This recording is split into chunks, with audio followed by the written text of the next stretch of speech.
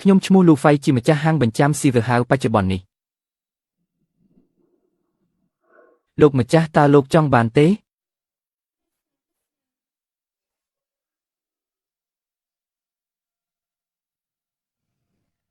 ពួកចាស់ទាំងនេះនិយាយរឿងមិនសមរម្យធ្វើឲ្យអ្នកខឹងមិនដឹងចេះយកចិត្តគេសោះអូយនាងឲ្យគឺគេហៅបែបនឹងហើយត្រូវតែចុចឲ្យខ្លាំងបែបនេះឯងតែខ្ញុំមិនដែលទទួលយកមាសប្រាក់ឬគ្រឿងអលង្ការអ្វីឡើយខ្ញុំទទួលតែរបស់ដែលមានតម្លៃពិសេសនិងមានមន្តអាគមអាក្រក់ប៉ុណ្ណោះរួចកែប្រែវាឲ្យទៅជារបស់មានតម្លៃដើម្បីព្យាបាលជំងឺមនុស្ស3 ឆ្នាំមុនជីតារបស់ខ្ញុំបានបាត់ខ្លួនយ៉ាងអាថ៌កំបាំងពេលចេញទៅប្រមូលរបស់ទាំងនោះជាវ៉ាហ្វៃគុំតាមរកជីតាអីត្រូវខំរៀនសូត្រទៅ3 ឆ្នាំក្រោយមកចៅអាចបើកហាងបញ្ចាំស៊ីវឺហាវឡើងវិញបានបើចៅអាចប្រមូលរបស់ទាំងនោះបាន3មុខក្នុងមួយខែចៅអាចបន្តអាជីវកម្មនេះបានយកលុយទាំងនេះទៅចុះទៅឲ្យឆ្ងាយតាមដែលអាចទៅបានហើយគុំត្រឡប់មកវិញទៀតឲ្យសោះអវសានវាមួយខែនៅសល់តែ7 ថ្ងៃទៀតប៉ុណ្ណោះមិនត្រឹមតែមិនបានដំណឹងពីលោកតាទេសូម្បីតែវត្ថុអបមង្គលមួយក៏មិនទាន់រកបានដែរឬមួយក៏ស្លាកសញ្ញានេះត្រូវខូចខាតនៅក្នុងដៃខ្ញុំមែនទេ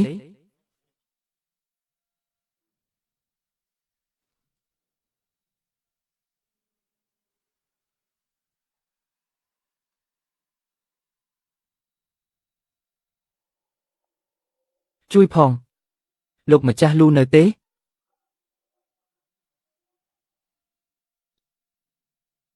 អាយ៉ានាងកំពុងធ្វើស្អីហ្នឹងហេតុអ្វីបានជាឲ្យរបស់អបមង្គលមកច្រើនម្ល៉េះខ្ញុំចង់បញ្ចាំរបស់សូមលោកម្ចាស់លូជួយសង្គ្រោះខ្ញុំផងសូមទោសផងលោកតាខ្ញុំមិននៅទេ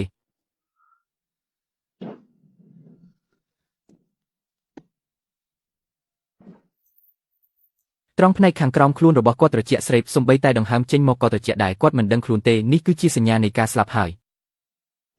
កញ្ញាសេខ្ញុំឈ្មោះលូហ្វៃជាម្ចាស់ហាងបញ្ចាំស៊ីវឺហាវកញ្ញាមានអ្វីចង់បញ្ចាំប្រាប់ខ្ញុំមកបានណាអ្នកនៅក្មេងពេកហើយអ្នកជួយខ្ញុំមិនបានទេខ្ញុំប្រកាសជាស្លាប់មិនខានអញក៏ដឹងដែរថាហ៊ានមកបង្កហេតុនៅហាងស៊ីវឺហាវនេះ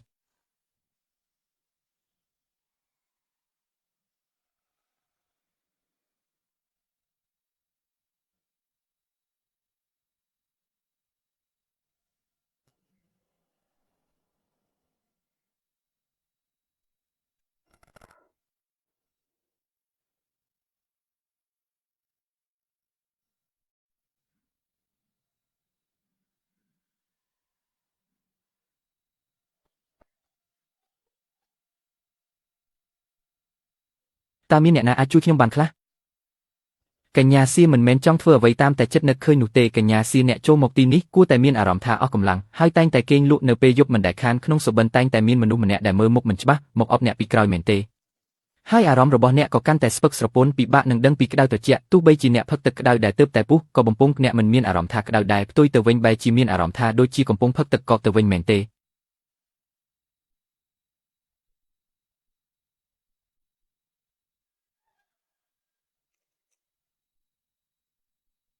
អ្នកតើអ្នកដឹងរឿងនេះដោយរបៀបណាអ្នកដែលធ្វើការងារដូចពួកយើងមិនចាំបាច់ឃើញផ្ទាល់ភ្នែកក៏ដឹងដែរសូមអភ័យទោសដែលខ្ញុំនិយាយត្រង់បើមិនដល់3 ថ្ងៃទៀតអ្នកប្រកាសជាស្លាប់មិនខានឃើញដល់មុខមាត់ជីតារបស់អ្នកយករបស់ដែលកំពុងតែតាមលងបន្លាចអ្នកនោះចេញមកមើលបន្តិចមកខ្ញុំចង់ឃើញវាដែររបស់ដែលខ្ញុំចង់យកមកបញ្ចាំគឺនៅក្នុងនេះឯង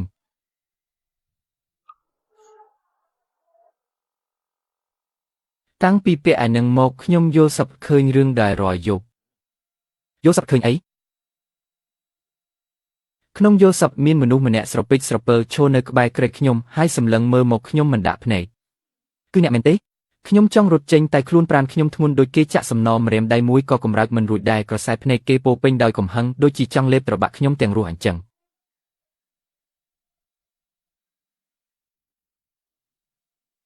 ខ្ញុំសង្ស័យថាវាមិនមែនគ្រាន់តែជាគ្រឿងអលង្ការធម្មតាទេតែវាជារបស់មានជីវិតខ្ញុំយកវាទៅបោះចោលក្នុងធុងសម្រាមខាងក្រៅហើយតែដល់ពេលយប់ស្រមោលខ្មៅនោះមិនត្រឹមតែមិនបាត់ទៅណាទេថែមទាំងកើនឡើងមួយទៀតព្រឹកឡើងភ្ញាក់មករបស់ដែលខ្ញុំបោះចោលទៅហើយនោះស្រាប់តែត្រឡប់មកនៅក្បាលក្រេតខ្ញុំវិញ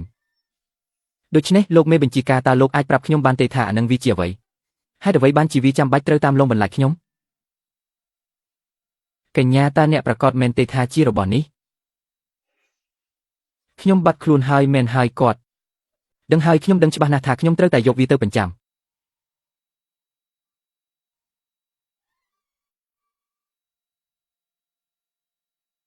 ហ៊ានលេងល្បិចបោកបញ្ឆោតនៅចំពោះមុខខាងស្បែកជើងរបស់ខ្ញុំផង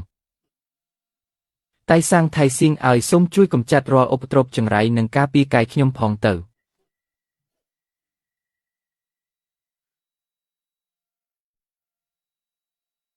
ជួយសង្គ្រោះគាត់ផងតើនេះវាជាអ្វីទៅក្នុងនិកាយតាន្ត្រាមានវត្ថុស័ក្តិសិទ្ធិមួយហៅថាកាបាឡាដែលធ្វើឡើងពីឆ្អឹងព្រះសង្ឃជាន់ខ្ពស់វាអាចបង្ក្រាបមាននិងកម្ចាត់ឧបទ្រពចង្រៃបានប៉ុន្តែខ្សែអង្កាំនេះបែរជាคล้ายទៅជាវត្ថុអបមង្គលទៅវិញអ្វីណាចុះលោកនៅអាចទទួលបញ្ចាំវាបានទៀតឬនេះវាជាវត្ថុអបមង្គលហាងស្បែកជើងរបស់ខ្ញុំពិតជាអាចទទួលវាបានគ្រាន់តែថាការយកខ្សែកនេះទៅមិនអាចដោះស្រាយបញ្ហាអ្វីបានឡើយលុះត្រាតែយើងដឹងច្បាស់ថាវាជាអ្វីទើបអាចរកវិធីដោះស្រាយបានហើយជួយកញ្ញាសៀឲ្យរួចផុតពីសុបិនអាក្រក់នេះតើខ្ញុំត្រូវសហការជាមួយលោកដោយរបៀបណាទៅបន្ទប់គេងរបស់នាងដើម្បីសង្កេតមើលមួយយប់សិនដើម្បីឲ្យដឹងច្បាស់ថាខ្សែនេះវាបែកដោយរបៀបណាប៉ុន្តែខ្ញុំមានសំណើមួយសំណើអ្វីទៅទោះបីជាអ្នកចង់បានលុយប៉ុន្មានក៏ដោយខ្ញុំអាចឲ្យអ្នកបានទាំងអស់បន្ទាប់ពីខ្ញុំជួយដោះស្រាយបញ្ហានេះឲ្យអ្នករួចហើយអ្នកត្រូវតែឲ្យខ្ញុំជួបអ្នកដែលបានឲ្យនាមបាននេះមកអ្នកបាន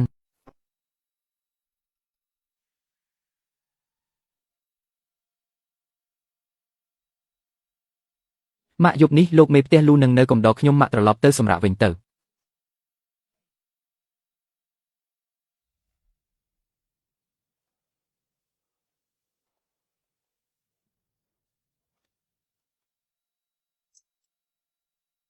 លោកមេផ្ទះលូអ្វីទាំងអស់ខ្ញុំសូមពឹងលើលោកហើយកុំបារម្ភអី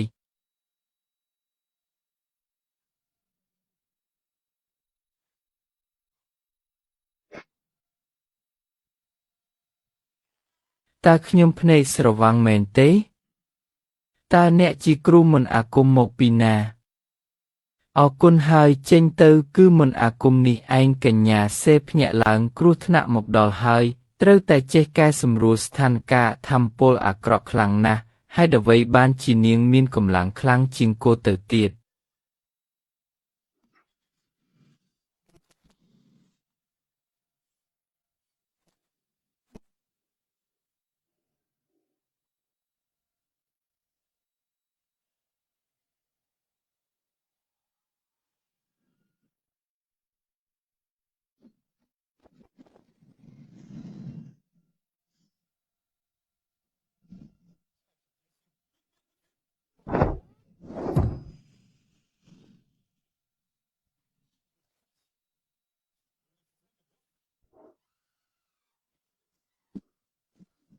អំណាចមេឃនិងដីជួយប្រទានកម្លាំងឲ្យខ្ញុំបំបែកវាចោលទៅ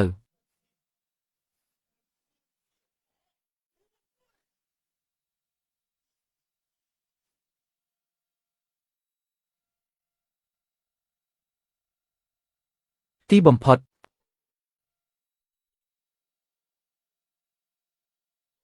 អ្នកមីងហ៊ូ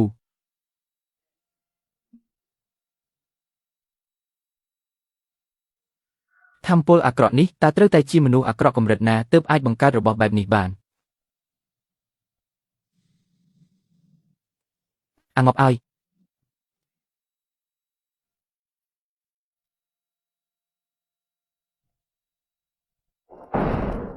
អ្នកមីងហ៊ូលោកម្ចាស់ហាងលូក្នុងនៅពេលដែលមកដល់ហើយក៏នៅទីនេះដើម្បីជាមិត្តនឹងកញ្ញាទៅអាងប់អើយ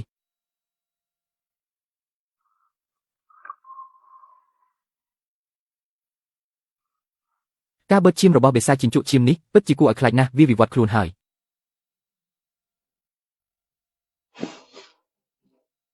លោកតាបើលើកនេះខ្ញុំត្រូវស្លាប់នៅទីនេះលោកតាត្រូវតែជួយទាញខ្ញុំនៅខាងក្រោមផងណា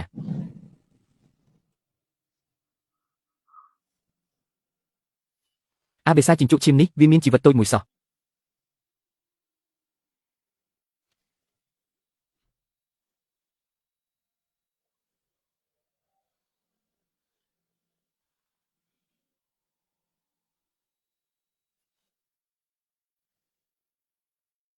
តើខ្ញុំត្រូវស្លាប់នៅទីនេះមែនឬ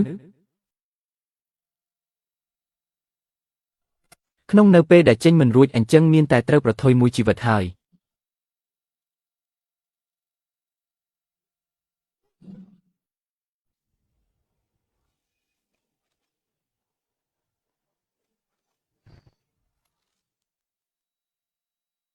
ថ្នាំពុលនេះមិនអាចទប់បានយូរទេជាតិពុលខ្លាំងណាស់មេឃជិតភ្លឺហើយ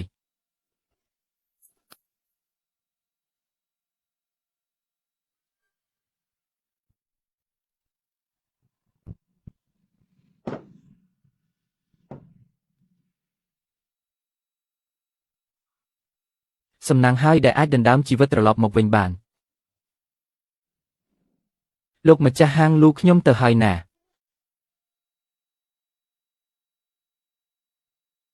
មួយយប់ហើយមិនឃើញកម្រើកសោះនាងស្រីថោកទាបពីរនាក់នោះប្រហែលជាស្លាប់អស់ហើយមើលទៅ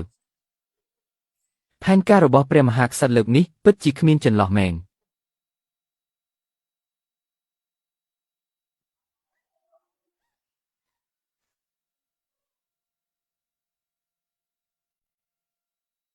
តើហូចង់រកឆ្អឹងមែនទេចូលទៅរកក្នុងនឹងទៅ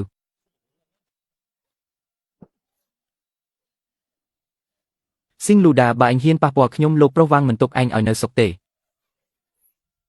លេងខ្ញុំទៅលេងខ្ញុំទៅ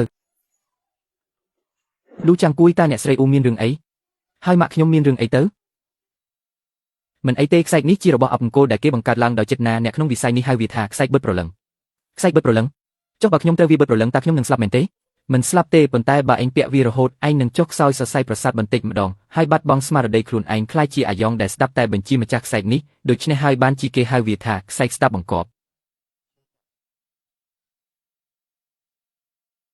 ចំណែកអ្នកស្រីអូនោះឯងក៏បានលឺហើយគាត់គឺជាមនុស្សដែលគួរដណ្ដឹងឯងបញ្ជូនមកខ្ញុំគិតថាឯងគួរតែពិនិត្យមើលឲ្យច្បាស់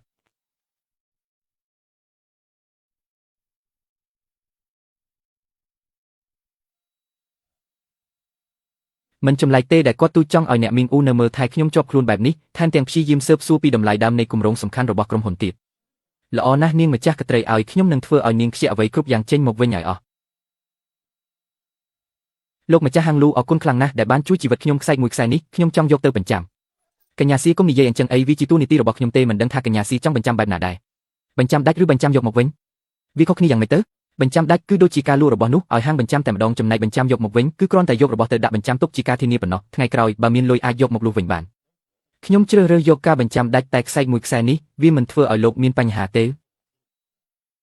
មិនអីទេកញ្ញាទោះបីជាវត្ថុនោះមានអំណាចខ្លាំងក្លាក៏ដោយតែបើរកវិធីទប់ទល់បានវាក៏ងាយស្រួលគ្រប់គ្រងដែរអញ្ចឹងខ្ញុំសូមបញ្ចាំក្នុងតម្លៃ$1ចុះ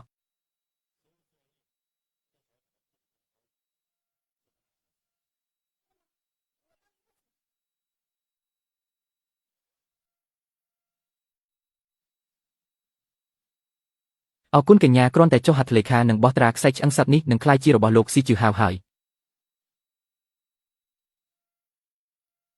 រីករាយដែលបានធ្វើជំនួញជាមួយគ្នាលោកម្ចាស់ហាងលូអរគុណលោកខ្លាំងណាស់សម្រាប់លើកនេះក្រោយចប់ការងារខ្ញុំនឹងនាំលោកទៅជួបម្ចាស់ហាងដែលខ្ញុំស្គាល់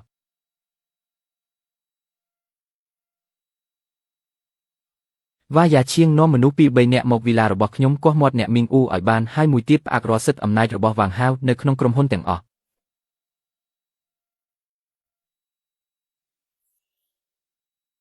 លាងសម្អាតកំហឹងចេញរបស់អ្វីដែលខ្លាំងពេកនឹងត្រឡប់មកវិញខ្សែកដែលបង្កគ្រោះថ្នាក់នេះឥឡូវបានคล้ายជាវត្ថុតាក់ទាញសំណាងហើយពាក់វាទៅមិនចង់ល្បីក៏ពិបាកដែរ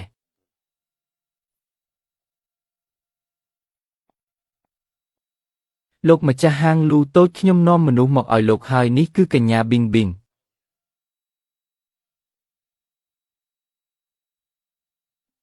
កន្លែងកំពេចកំពុកបែបនេះមានរបស់ល្អដែលអាចធ្វើឲ្យខ្ញុំល្បីល្បាញបានមែនទេកុំមកកុហកខ្ញុំឲ្យសោះភ្នំមិនចាំបាច់ខ្ពស់ទេឲ្យតែមានទេវតាគឺល្បីហើយ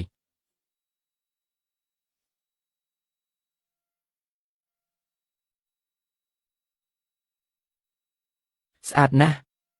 របស់នេះអាចធ្វើឲ្យខ្ញុំល្បីបានមែនទេកញ្ញាលីមីងខ្ញុំសុំនិយាយត្រង់ចុះរបស់នេះអាចធ្វើឲ្យអ្នកខ្លាចជាចំណាប់អារម្មណ៍របស់មនុស្សគ្រប់គ្នាប៉ុន្តែខ្ញុំត្រូវតែប្រាប់អ្នកពីផលប៉ះពាល់របស់វាបើអ្នកពាក់ខ្សែកនេះអ្វីគ្រប់យ៉ាងរបស់អ្នកនឹងត្រូវបានពង្រីកឲ្យធំឡើងបើអ្នកធ្វើអំពើល្អវានឹងជួយឲ្យអ្នកជោគជ័យប៉ុន្តែបើអ្នករស់នៅមិនស្រួលវានឹងខ្លាចជាកាំបិតចាក់ទម្លុះអ្នកវិញធ្វើឲ្យអ្នកខូចកេរ្តិ៍ឈ្មោះមិនខានល្បីដោយសាររឿងអាស្រូវក៏ហៅថាល្បីដែរក្នុងសម័យកាលដែលត្រូវការអ្នកតាមដានបែបនេះឲ្យតែបានល្បីទោះបីជាឲ្យខ្ញុំឡាយផ្ទាល់ពីនរកក៏ខ្ញុំហ៊ានដែរតម្លៃប៉ុន្មានដែរ50,000ទិញដាច់ហើយមិនទទួលខុសត្រូវវិញទេសប្បាយចិត្តណាស់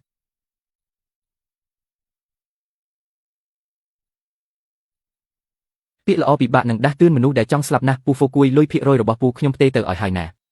លោកម្ចាស់ហាងលូពិតជាចិត្តទូលីមែនបើមានរឿងល្អបែបនេះទៀតកុំភ្លេចហៅខ្ញុំណា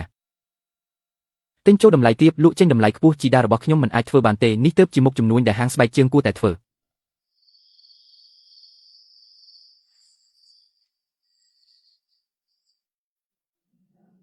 សំណើមខ្លាំងណាស់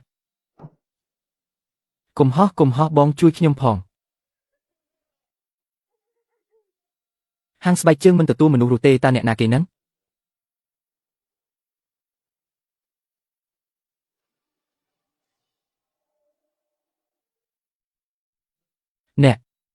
អ្នកជានរណា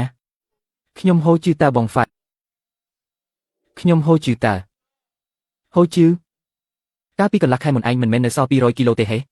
មិនក៏ខ្លាយទៅជាសភាពបែបហ្នឹងទៅវិញហ្វាយគឺឲ្យខ្ញុំឃ្លានណាស់ខ្ញុំញ៉ាំបាយមួយថ្ងៃ10ពេលហើយតែខ្ញុំនៅតែឃ្លានដដែលហ្វាយគឺឲ្យខ្ញុំញ៉ាំសាច់មក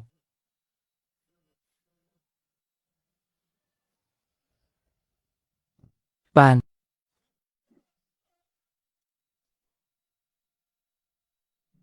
ហ៊ូជឺលោកទៅប៉ះត្រូវអីមកហ្នឹង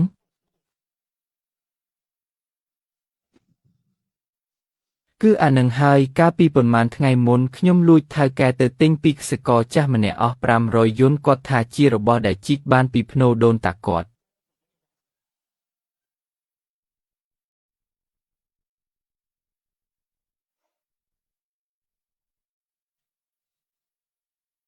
មិនអាចទៅរួចទេអសយ៉ាននៅលើនេះគឺជាស្នាដៃរបស់លោកតាខ្ញុំ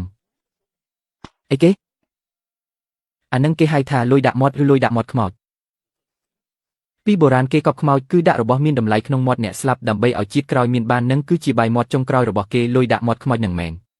ពីបុរាណគេកប់ខ្មោចគឺដាក់របស់មានតម្លៃក្នុងមាត់អ្នកស្លាប់កាក់នេះកប់ក្នុងដីយូរវាមានថាមពលអវិជ្ជមានខ្លាំងហើយវាជាប់នឹងចិត្តចងចាំរបស់អ្នកស្លាប់បើអ្នកយកវាមកដាក់ជាប់ខ្លួនថាមពលរបស់អ្នកនឹងត្រូវបំផ្លាញអស់ធ្វើឲ្យប្រព័ន្ធប្រសាទអ្នកមានបញ្ហារាងកាយចុះខ្សោយយ៉ាងលឿនមិនដល់3ថ្ងៃទេអ្នកនឹងស្លាប់ដោយសារតែវានឹង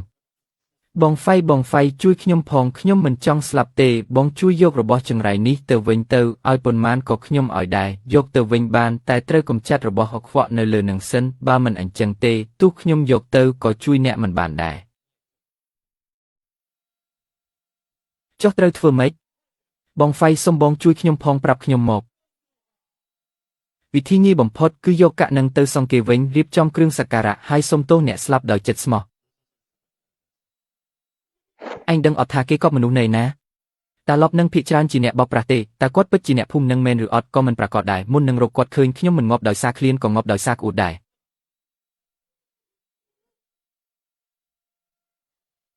ហ៊ូជឿឯងភ្ញាក់ខ្លួនឡើងបងហ្វៃឲ្យជួយខ្ញុំផងខ្ញុំពិតជាមិនចង់ស្លាប់ទេណាបានហើយឯងទៅរៀបចំរបស់របរទៅយប់ម៉ោង12យើងជួបគ្នានៅផ្លូវបំបែកធីនហ្វូទិញតាមនឹងទៅកុំឲ្យខ្វះមួយមុខណាធូបទៀនក្រដាសសែនទិញឲ្យបានច្រើនតាមដែលអាចធ្វើទៅបានសាច់ជ្រូកស្រូវស្ទឹបពងមាន់ឆៅទៅហ៊ូស្រាហ្វៃហ្វានេះវាស្អីទៅនឹងក្នុងពេលដែលឯងយករបស់គេមកហើយត្រូវធ្វើម្ហូបមួយទៅសិនដើម្បីសុំទោសគេចុះខាងក្រោយនេះហេតុអ្វីនៅមានកាក់ទៀតចំណុចនេះសំខាន់បំផុតឯងត្រូវយកកាក់ដាក់មាត់នេះមកបញ្ចាំឲ្យខ្ញុំដូច្នេះត្រូវតែទិញមួយទៀតទៅសង្កេវិញល្អបំផុតគឺកាក់បុរាណពិតដែលមានអាយុកាលប្រហាក់ប្រហែលគ្នាកុំទិញរបស់คล้ายៗមកបោកគេឲ្យសោះផលវិបាកវាកាន់តែធ្ងន់ធ្ងរទៅទៀតកុំរអ៊ូតំអីទៅលឿនឡើងមុនថ្ងៃលិចត្រូវតែទិញឲ្យគ្រប់យប់នេះត្រូវតែបញ្ជូនវាទៅឲ្យបានខ្ញុំទៅឥឡូវនេះហើយដណ្ដើមចំណីពីមាត់គេបែបនេះកំហឹងនេះមិនមែនគ្រាន់តែបាយមួយពេលអាចដោះស្រាយបានងាយនោះទេ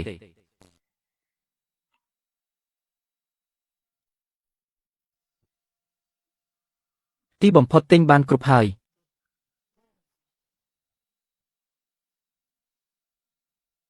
លំបាកហើយនេះលោកយើងមិនអាចធ្វើរឿងទាំងនេះនៅក្នុងហាងបញ្ចាំរបស់លោកបានទេមកដល់កន្លែងស្ងាត់ជ្រុងនេះធ្វើអីកុំបន្ទោសអ្នកប្រាជ្ញអីផ្លូវបំបែក4ទិសជាកន្លែងដែលដែនម៉ាញេទិកខ្សោយបំផុតបើចង់បញ្ចេញចំហាយស្លាប់ដែលជាប់ក្នុងកាក់នោះគឺត្រូវតែពឹងលើការប៉ះទង្គិចនៃថាមពលនៅទីនេះទៅឈរនៅកណ្ដាលទៅកាន់កាក់នោះឲ្យជាប់ក្នុងដៃគុំនៅស្ងៀមអីទៅលឿនឡើងបាន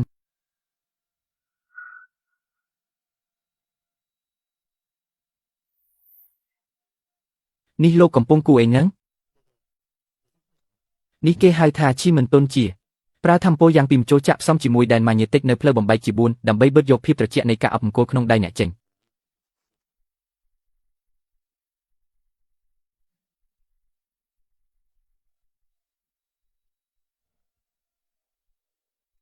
ត្រៀមខ្លួនឲ្យហើយដល់ពេលចាប់ផ្ដើមហើយបងហ្វៃខ្ញុំបានបង្ហាញភាពស្មោះត្រង់ដល់ថ្នាក់នេះហើយគាត់ប្រហែលជាមិនពិបាកជាមួយខ្ញុំទៀតទេមែនទេរឿងនេះខ្ញុំមិនហ៊ានធានាទេតែយ៉ាងណាក៏ដោយអ្នកត្រូវតែរក្សាឲ្យនឹងណូកុំឲ្យធម្មពលអាក្រក់ចូលជ្រៀតជ្រែកខួរក្បាលឲ្យសោះហួសម៉ោង12យប់ហើយតោះយើងចាប់ផ្ដើម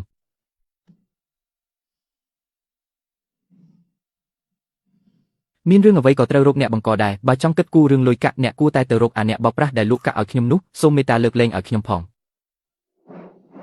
បងហ្វៃមិនក៏នៅស្ងៀមចឹងឬមួយគាត់មិនព្រមលើកលែងឲ្យខ្ញុំទេ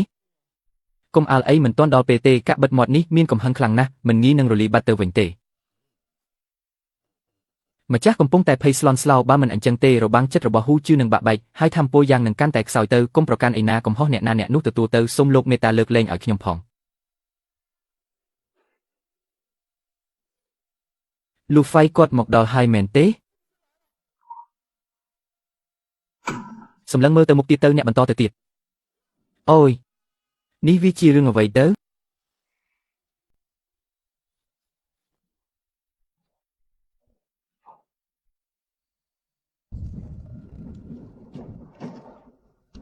ទៅបាត់ហើយ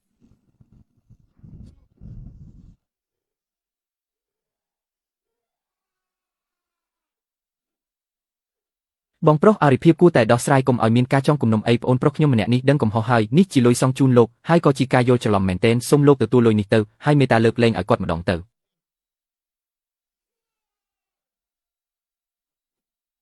មិនស្ដាប់គ្នាអញ្ចឹងហេនេះចង់ឲ្យប្រើវិធីកាច់ដាក់មែនទេ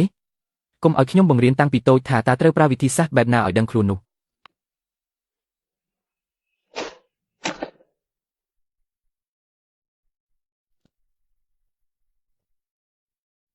បងរួចរាល់ហើយមែនទេ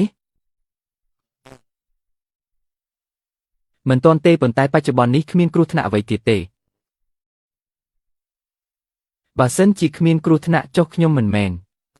ទេគឺនៅមានសង្ឃឹមឃើញប្រតិកម្មរបស់គេអំបញ្ញមិញនេះទើបខ្ញុំដឹងថាកាក់នេះជាវត្ថុអប់អង្គុលអ្វីនិយាយទៅឯងពិតជាសំណាងមែនដែលបានរបស់ល្អបែបនេះសំណាងមែនហេខ្ញុំមិនបានស្ដាប់ច្រឡំទេមែនទេ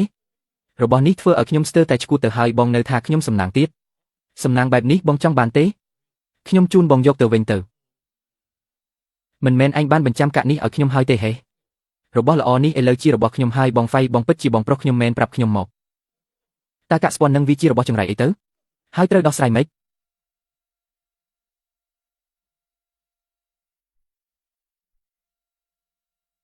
គេហៅវាថាកាក់ស្ពាន់មនុស្សអាក្រក់ហាមានន័យថាម៉េចម្ចាស់កាក់នេះមុនស្លាប់គឺឃ្លានរហូតដល់ស្លាប់ភាពឃ្លានខ្លាំងពេកនឹងបានក្លាយជាធម្មពលអវិជ្ជមានដ៏រឹងរូសមួយជាប់នៅក្នុងកាក់នេះអ្នកត្រូវធម្មពលនឹងចូលខ្លួនទើបបានជាការជំងឺស៊ីមិនចេះឆ្អែតបែបនេះចុះពួកយើងត្រូវធ្វើម៉េចទៅអ្នកណាជាអ្នកចង់អ្នកនោះត្រូវតែជាអ្នកស្រាយវិធីតែមួយគត់គឺត្រូវរកកន្លែងដែលគេជីកបានកាក់នេះរួចយកដីចាស់ពីកន្លែងដើមមកប្រើដីកម្ចាត់ទឹកទើបអាចដោះស្រាយវាបានសូម្បីតែតាដែលលក់កាក់ឲ្យខ្ញុំនឹងគាត់នៅឯណាក៏ខ្ញុំមិនដឹងផងតើឲ្យខ្ញុំទៅរកកន្លែងដើមនឹងនៅឯណា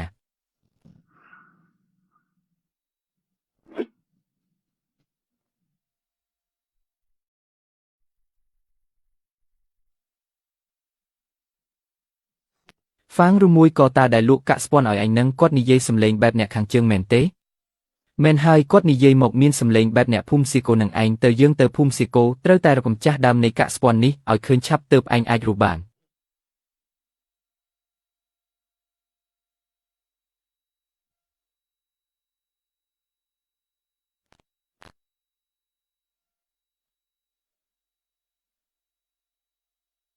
ពួកឲ្យខ្ញុំសុំសួររកមនុស្សម្នាក់បន្តិច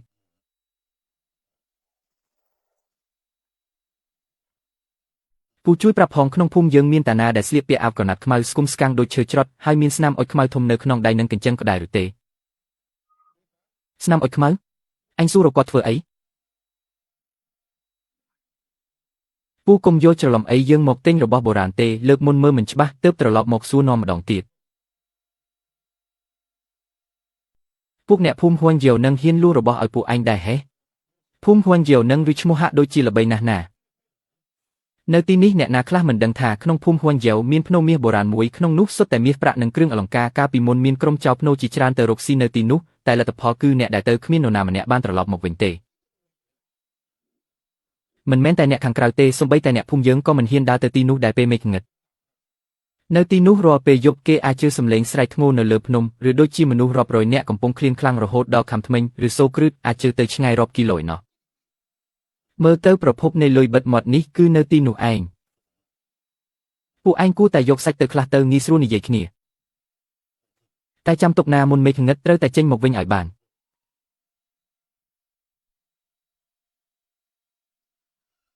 បងវីមនុស្សម្នាក់នោះនិយាយមិញនេះគួរឲ្យជឿដែរឬ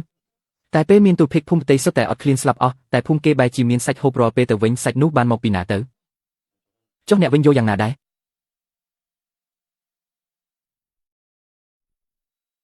អាលីវដើមជ្រៃនេះជាដើមឈើហុងស៊ុយដែលមានអាយុកាលរាប់រយឆ្នាំមកហើយតែពេលនេះវាពុកដល់រស់ទៅហើយអ្វីដែលអាចធ្វើឲ្យវាពុកផុយដល់ថ្នាក់នេះបានមិនមែនជារឿងធម្មតាឡើយសូម្បីតែឆ្កែមួយក្បាលក៏គ្មានដែរកាក់ស្ពាន់ចាប់ដើមមានប្រតិកម្មហើយទៅតោះយើងទៅមើលទាំងអស់គ្នា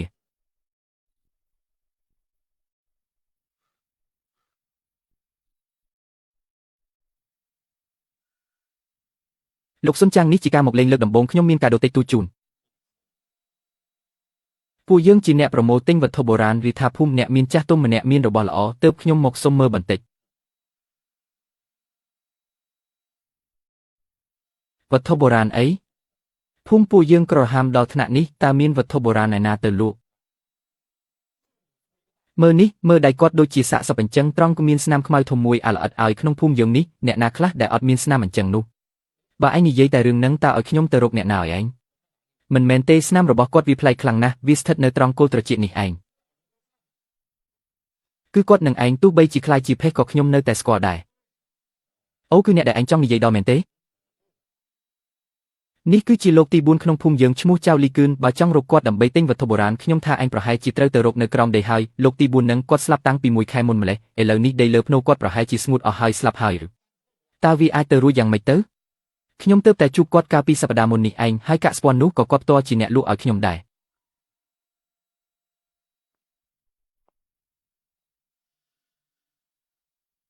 គឺគាត់មែនពិតជាគាត់មែនទេវាមិនអាចទៅរួចទេបងហ្វៃមនុស្សស្លាប់ទៅហើយតើអាចលួចរបស់ឲ្យខ្ញុំបានយ៉ាងម៉េចទៅពិធីបុណ្យសពគឺពិតជាបានធ្វើមែនប៉ុន្តែភូមិនេះមានរឿងចម្លែកច្រើនណាស់មិនដឹងថាមានសាកសពនៅក្នុងភ្នូឬអត់នោះទេលោកស៊ុនបើមកដល់ហើយតោះយើងឡើងធូបសិនទៅចាត់ទុកថាបញ្ចប់និស្ស័យមួយនេះត្រូវហើយ